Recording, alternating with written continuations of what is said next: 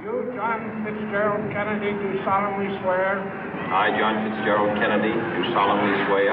That you will faithfully execute the office of President of the United States. That I will faithfully execute the office of President of the United States. And will, to the best of your ability.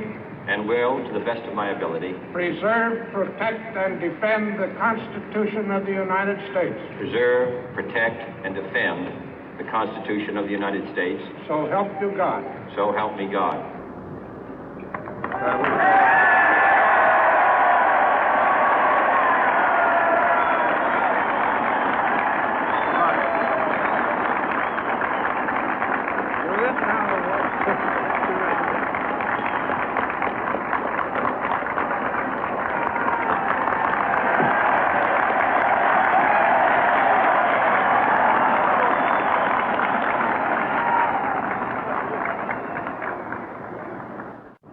Vice President Johnson, Mr. Speaker, Mr. Chief Justice, President Eisenhower, Vice President Nixon, President Truman, Reverend clergy, fellow citizens. We observe today not a victory of party, but a celebration of freedom, symbolizing an end as well as a beginning, signifying renewal as well as change. For I have sworn before you and Almighty God the same solemn oath our forebears prescribed nearly a century and 3/4 ago. The world is very different now, for man holds in his mortal hands the power to abolish all forms of human poverty and all forms of human life. And yet the same revolutionary beliefs for which our forebears fought are still at issue around the globe. The belief that the rights of man come not from the generosity of the state, but from the hand of God. We dare not forget today that we are the heirs of that first revolution. Let the word go forth from this time and place to friend and foe alike that the torch has been passed to a new generation of Americans born in this century, tempered by war, disciplined by a hard and bitter peace, proud of our ancient heritage, and unwilling to witness or permit the slow undoing of those human rights to which this nation has always been committed and to which we are committed today at home and around the world.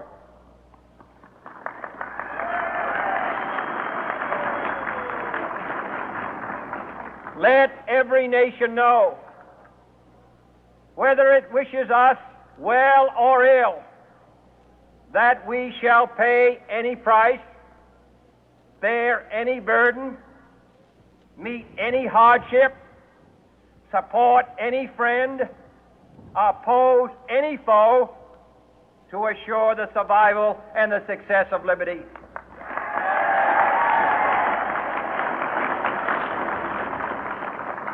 This much we pledge and more. To those old allies whose cultural and spiritual origins we share, we pledge the loyalty of faithful friends. United, there is little we cannot do in a host of cooperative ventures. Divided, there is little we can do, for we dare not meet a powerful challenge at odds and split asunder. To those new states whom we welcome to the ranks of the free, we pledge our word that one form of colonial control shall not have passed away, merely to be replaced by a far more iron tyranny. We shall not always expect to find them supporting our view, but we shall always hope to find them strongly supporting their own freedom, and to remember that in the past, those who foolishly sought power by riding the back of the tiger ended up inside.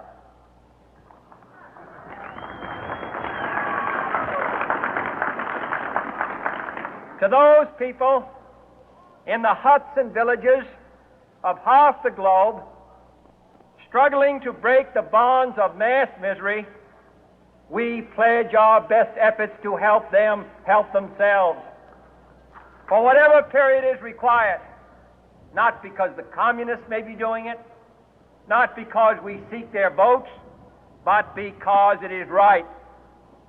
If a free society cannot help the many who are poor, it cannot save the few who are rich.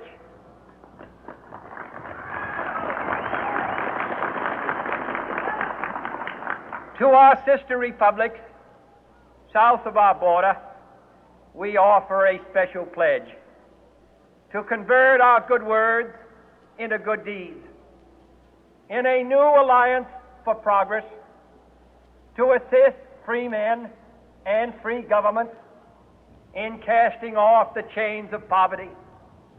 But this peaceful revolution of hope cannot become the prey of hostile powers. Let all our neighbors know that we shall join with them to oppose aggression or subversion anywhere in the Americas. And let every other power know that this hemisphere intends to remain the master of its own house.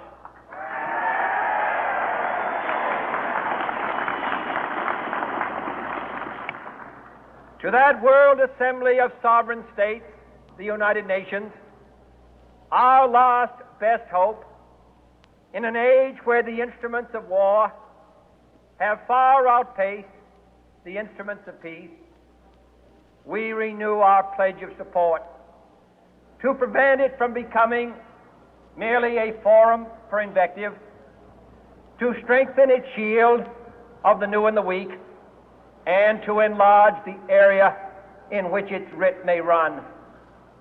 Finally, to those nations who would make themselves our adversary, we offer not a pledge, but a request that both sides begin anew the quest for peace.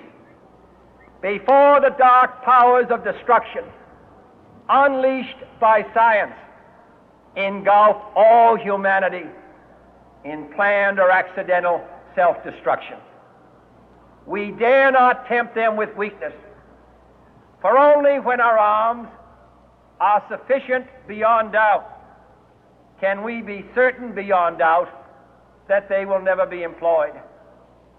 But neither can two great and powerful groups of nations take comfort from our present course, both sides overburdened by the cost of modern weapons, both rightly alarmed by the steady spread of the deadly atom, yet both racing to alter that uncertain balance of terror that stays the hand of mankind's final war.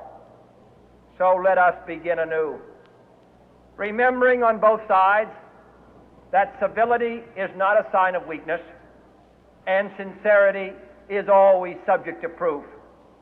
Let us never negotiate out of fear, but let us never fear to negotiate.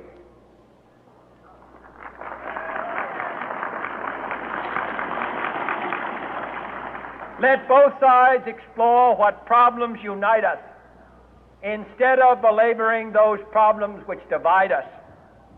Let both sides, for the first time, formulate serious and precise proposals for the inspection and control of arms, and bring the absolute power to destroy other nations under the absolute control of all nations.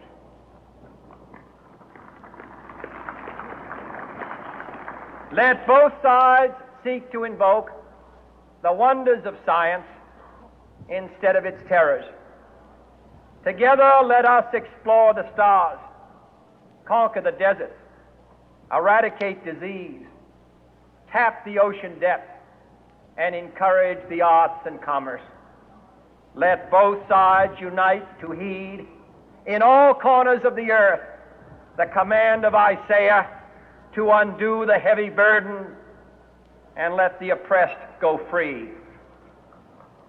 And if a beachhead of cooperation may push back the jungle of suspicion, let both sides join in creating a new endeavor, not a new balance of power, but a new world of law, where the strong are just and the weak secure and the peace preserved.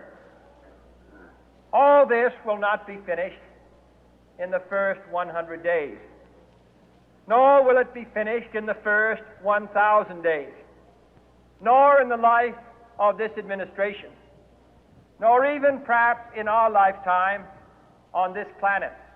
But let us begin.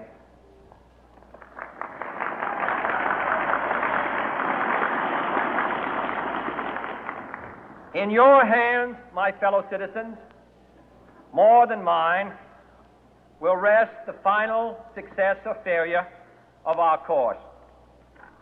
Since this country was founded, each generation of Americans has been summoned to give testimony to its national loyalty. The graves of young Americans who answered the call to service surround the globe. Now the trumpet summons us again, not as a call to bear arms, though arms we need, not as a call to battle, though in battle we are, but a call to bear the burden of a long twilight struggle, year in and year out, rejoicing in hope, patient in tribulation, a struggle against the common enemies of man, tyranny, poverty, disease, and war itself. Can we forge against these enemies a grand and global alliance, north and south, east and west, that can assure a more fruitful life for all mankind? Will you